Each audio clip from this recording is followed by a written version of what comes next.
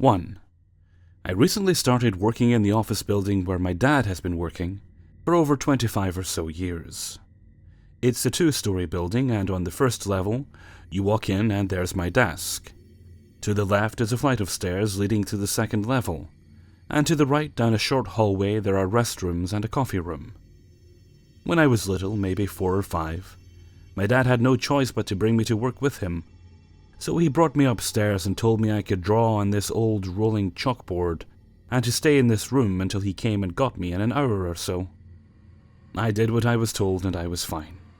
I drew all over the chalkboard, sang songs, jumped on the old dusty boxes, and looked out the window at all the big trucks and heavy equipment driving in and out. I don't know how much time had gone by, but I got hungry and sat in this huge leather chair that spun around and ate my snack. While I was sitting there, I remember it being quiet for the first time since arriving there. No trucks rumbling by, no one talking downstairs, just me breathing and chewing. It was in the middle of summer, but in that moment it felt cold, like icy breath cold. And all of a sudden, out of nowhere, the chalkboard rolled across the room like someone had shoved it with all their might. I screamed and curled up in the chair and covered my ears as it crashed into a metal cabinet. The sound was so intense that my ears were ringing after, and I just cried.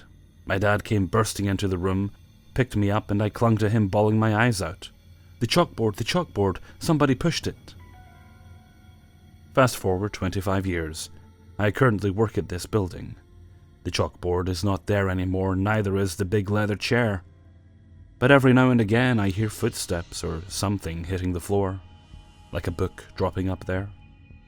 I'm at peace with what happened there when I was a little girl, and I'm not afraid of who or what is up there.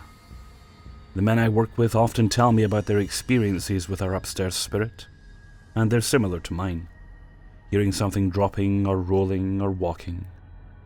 And it's kinda cool that I'm not the only one. Update. Our resident ghost is making itself known to me a lot more now. A few weeks ago I was making tea in the lunchroom, and I had poured myself a cup, and went back to my desk, but the tea was stale, and I can't deal with stale tea, so I got back up to make a fresh batch. And from the time it took to pour the tea, place the pot back on the heater, go back to my desk, taste it, gag, get back up and go to the lunchroom, was maybe 40 to 50 seconds. When I got to the kitchen, the teapot was on the counter, like a foot away from the heater.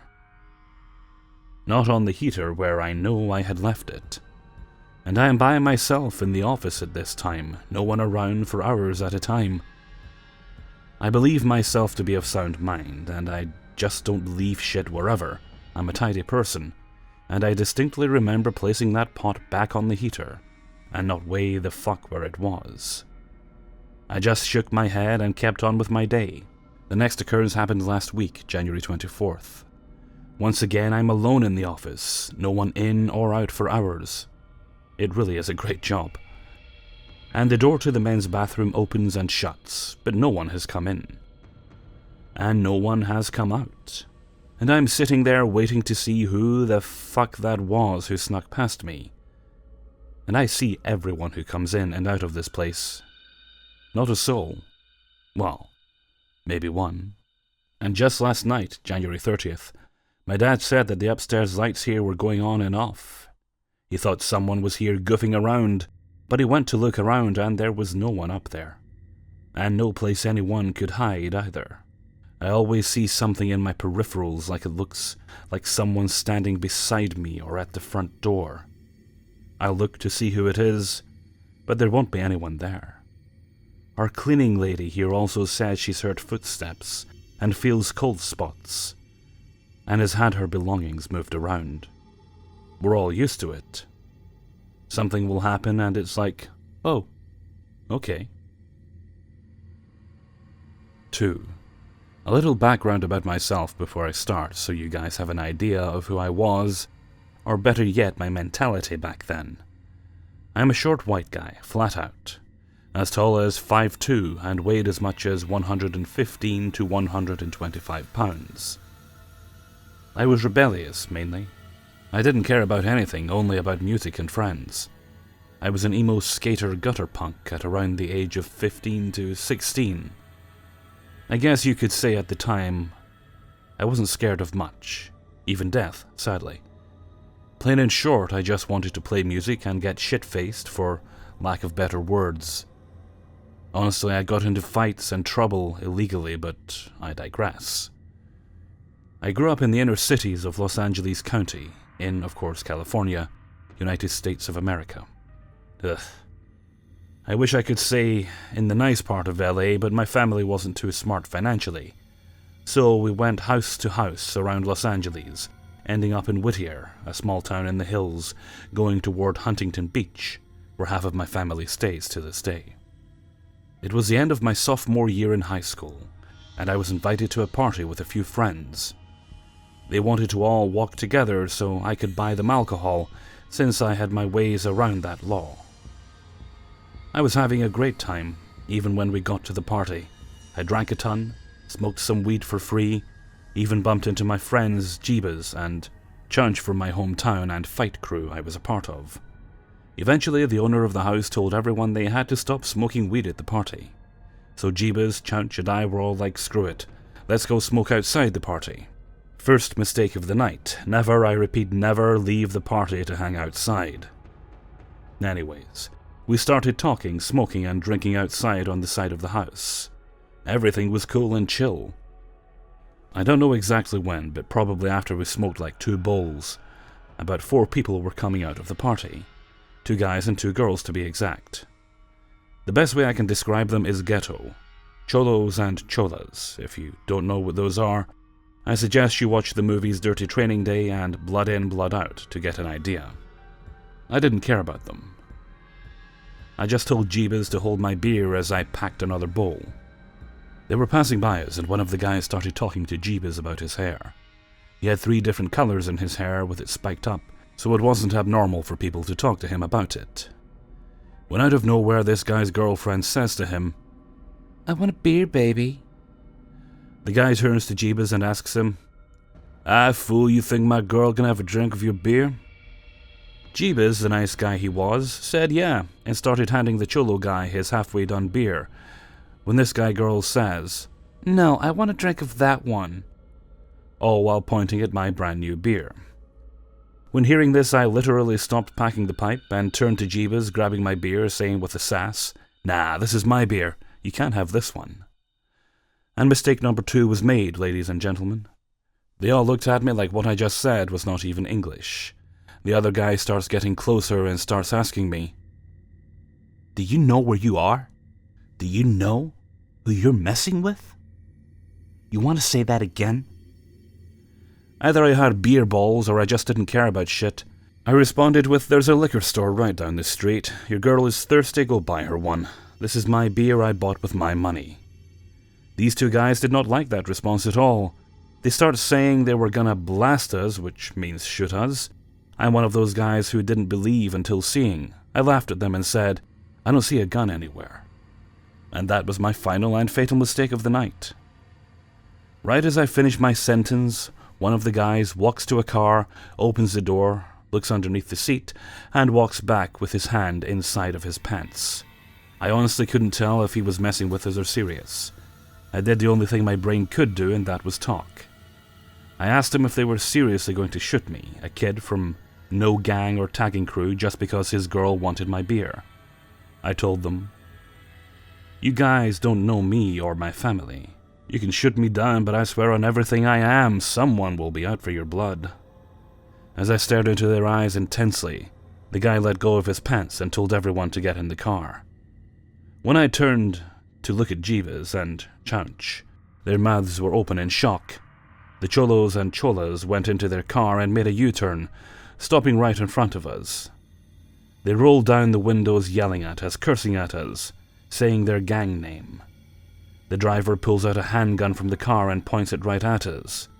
Jeebas and Chunch ducked, and hiding behind cars as my stupid ass stood there looking at them the same way as I did when telling them that someone will be out for their blood. The driver put the gun away and yelled, "Fuck you," and burned rubber out the street. I'm not going to lie, my heart was pounding at my throat when my eyes seen the glare of the gun from the car. But I had to shake it off and then started laughing to myself. Jeebus and Chouch started laughing half-heartedly, and finally talked since I told the cholo-looking guys no beer for him or his girlfriend. They began to tell me they were waiting for me to throw the first punch so we could beat them up. Right. I doubt they would have done anything anyways. 3. I'd recently moved into a 2-story house that my grandma had left me. It was too big for me, 3 bedrooms and 3 bathrooms. At first I didn't know what to do with it, but after about a week of contemplation I came to the conclusion that I should let my blind sister Diana live with me so I could help her. Of course I had a job, and Diana was still getting used to being blind. When I was gone, our brother Dylan would come over and help her. I worked long hours and the pay was great, so the hours were worth it. Anyway, enough prefacing. Let's start the story. The drive home from work was long, but what made it even worse is that I'd been really frustrated because of a customer. I was driving on a very creepy road that looks just like it came from a horror movie. I got a call from Dylan. I cursed. Why the hell was he calling me? But then my thoughts took a dark turn. What if something happened to Diana? I picked up the phone. At first there was nothing. What the fuck? Spit it out, I say angrily. To my horror I heard breathing and then a scream. I copied the scream before I could stop myself. Suddenly the phone started to buzz. Dylan hung up. Chills went down my spine. All I felt was fear. It was the kind of fear that you feel after watching a scary video. I don't remember what happened next. All I knew is that I got home, I pulled onto the gravel. I turned the car off and yanked the keys out of the ignition. I pushed the door open, ran out, I stopped in my tracks. I stared up at the house. Something seemed weird. Then it hit me. One of the lights was on. A figure was standing in the window. I didn't even get a good look at it because I ran like hell to the door. In my current state of mind, I didn't want to waste time with the keys. I began to bang on the door, screaming, "Let me in!" The door flung open within seconds. A rather disheveled Dylan was standing there, with a look of shock on his face.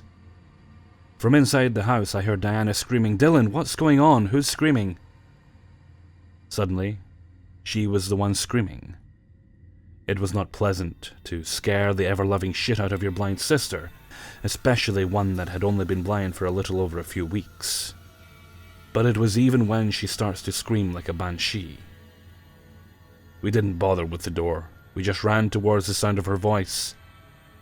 She was laying in the kitchen, the once white floor around her red. Fear and guilt shot through my body. This is my fault. She wouldn't have freaked out if I'd just walked in like a normal person instead of screaming, I thought. As I called the police, Dylan asked Diana questions like, "How did you get here? When I left, you were in the living room." The question struck me as odd since Diana didn't like to navigate on her own. When I hung up, I ran like hell out of the house to wait for the ambulance. Safe to say, we never went back in that house. 4. It was the 1970s when I was 4 and my mom came home one day from a garage sale with an Ermi lamp for me. For those of you who are unfamiliar with Ermi lamps, those are lamps from the 1950s made for nurseries, and they were decorated with pastel-painted wooden figures. Some of them are really quite darling. Mine featured a little farm boy holding a rake and a little farm girl holding a flower. This lamp had 2 light sockets, one for a regular-sized light and one for a small light. The small light was to be my new nightlight. I liked the lamp okay, but I probably would have liked it more if the previous owner had been more gentle with it. There was a broken piece where there was supposed to be a bird. The girl's flower was frayed and written on in pencil. The boy's arm had been broken off, and several layers of old glue showed that any amount of adhesive was only temporary. It broke off several times more while I had it. And the socket of the larger light never set quite right, and it would lilt limply a bit to the left. Still, my new nightlight was cuter than the standard kind that plugged directly onto the wall, so I liked it okay. I had this lamp for a few months before I got sick with the chicken pox. Of course, came with it was the itching, the sore throat, and the fever. That was a miserable time. One morning, just as the early summer sun was coming around to put the stars to bed, I woke up, feverish and bored. The whole family was still asleep, so I knew it was too early for me to start playing and making noise. Then it happened. I heard a giggle in my room. I looked over and it happened again. It was the girl on the lamp. It couldn't, but it had to be. Then there was a little boy giggle. Suddenly the two wooden figures began to walk and scamper about my dresser and climb upon my lamp like it was a jungle gym. Since I was only 4, nobody had bothered to explain hallucinations to me, though I kind of had an idea that this odd scene might have had something to do with my being so sick. Just the same, it was terrifying. I started crying aloud, hoping to alert my parents to come catch those crazy figurines in the act and do something about them. I thought about going to get my parents myself, but I kind of knew that those rotten little figurines would be behaving themselves by the time we got back to my room, and my parents would simply tell me that I had only dreamed. I bawled loudly to get them to come quick, but unfortunately, my parents had already been up several nights with me and my brothers through this bout of chicken pox, and they were plenty tired. They did not wake. Nobody came. Now the figurines were playing with the large part of the lamp, causing the weak part of it to jiggle back and forth. I pleaded with them not to break it, but they paid absolutely no attention to me, even though that was my lamp. After a while, the little girl went back to her spot and froze back into place.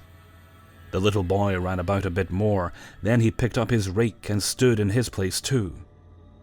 He made one last giggle, and they never moved again. I quickly got up and checked, pulling at them, seeing that they were firmly in place. Yes, they did not move, standing as they always have in their statue poses. But it did not escape my attention that the larger socket now lilted to the right. In spite of that unnerving morning, that lamp continued to be my nightlight for a few more years. I thought of the incident as a side effect of having chicken pox, and since I was told I could never catch it again, I was satisfied that the figurines would behave themselves from now on. Then one night I had a dream that the lamp had caught fire, so I got a glass of water and put the fire out. The next night I had a dream that the lamp was on fire again, and I needed to use much more water this time to put it out. The third night, I dreamt that the house was on fire, and I knew that the lamp had started it. That morning I took the lamp out of my room, saying it was too babyish, and I wanted a standard plug-into-the-wall nightlight, like a big girl.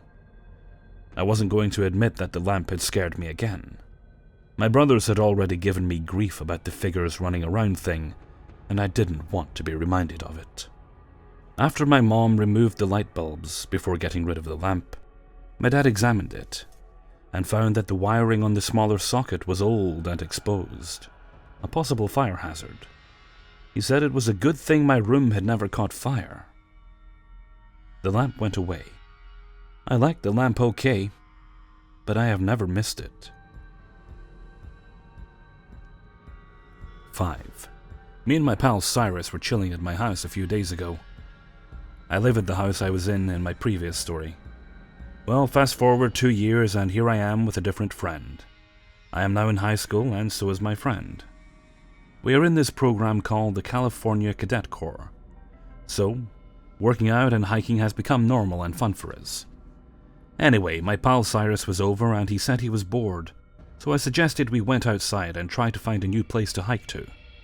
As we passed my bus stop, we saw this guy, maybe about 100 feet away from where we were. I knew he was living there because I passed the truck he lived in on the way to school every day. Only this time he was outside of it. As we walked about 25 feet closer, we noticed he was digging a hole next to his tree. The only thing is, he was doing it with his hands, and had managed to dig about 4 to 5 inches into the ground. So I looked at Cyrus and suggested that we go see if the man needed help.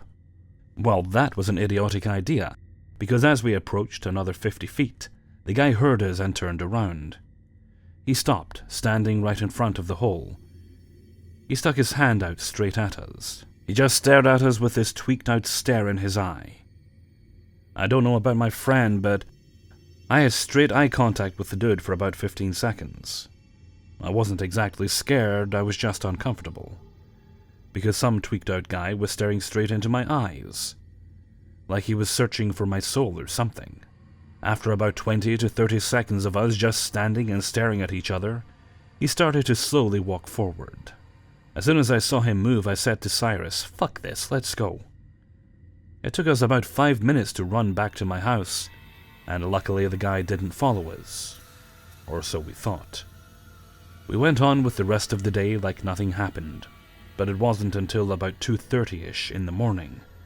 We were on break, so we would stay up late, watch movies, talk, and play stupid scary games like Red Door, Yellow Door as a joke. So we are in my room about to fall asleep. Cyrus on the bottom bunk of my bed and me on the top. We were having a conversation about how I hated my windows because I was paranoid I was gonna wake up and something would be standing in front of it looking at me. Well, as that conversation died down, I looked outside my window into my yard, into the moonlight to assure myself that nothing would be there. And as I looked away out of the corner of my eye, I saw a face peering into my window, looking at the bottom bunk. Not noticing he had been spotted, I whispered to Cyrus that there was some dude looking at you. He thought I was joking around until I insisted he look. He finally did and said, "Oh fuck, dude." This time I was scared, so I got up, grabbed my K-bar and gave Cyrus a little pocket knife, and we went outside without waking anybody up. As we approached the window, we noticed that the dude was still peering into the room, ignoring us like we weren't even there. I said to the man, "Who the fuck are you? Get off my property before I call the cops." Still, the dude ignored me. So this time I shouted, "Hey," and took a step forward. He slowly turned his head and looked at me. At that moment I froze. I noticed it had been the guy from earlier that day. He stared at me for about 10 seconds, and then looked back into the window. This irritated me, so I hit the side of my house with my fist and told him to leave. He turned and looked at me again, but this time he started laughing. I'm still not sure what came out of his mouth next, but I swear he whispered, "Never." At that moment I pointed the knife in the air so that he would notice it. He looked at it, and then turned around and started to slowly walk away. Me and my friend were so confused. I asked Cyrus what the hell just happened. And he said, "I don't know, dog, but let's go back inside." I agreed, but only after I stood and watched him walk away into the darkness. After we got into my room, I covered the windows, and we fell asleep. We haven't told anybody and only talk about it when it's just us. Mainly, we just make memes about it, but that's all. So I guess I live near a bunch of tweakers, huh? Hey everybody, Hellfreezer here, and thank you very much for listening to 5 True Scary Subscriber Stories, episode 62. Thank you very much to everybody who allowed me to use their stories in this video. If you yourself have a story you'd like to send in, you can send it to kingofthecities@gmail or googlemail.com. You can also find the email, and please only use that one, don't send them through Facebook. You can also find the email in the description of every video. Oh, a little something I wanted to add. One of the stories there, I think it was a story with a lamp. You can actually get chickenpox twice in a lifetime. It's not common, and thankfully it's never happened to me. Once was enough. But yeah, just because you think you're out of the woods, it is actually possible to get it again. Okay, and with that I'm going to head off for now. So until next time, thank you very much for listening, and take very good care of yourselves.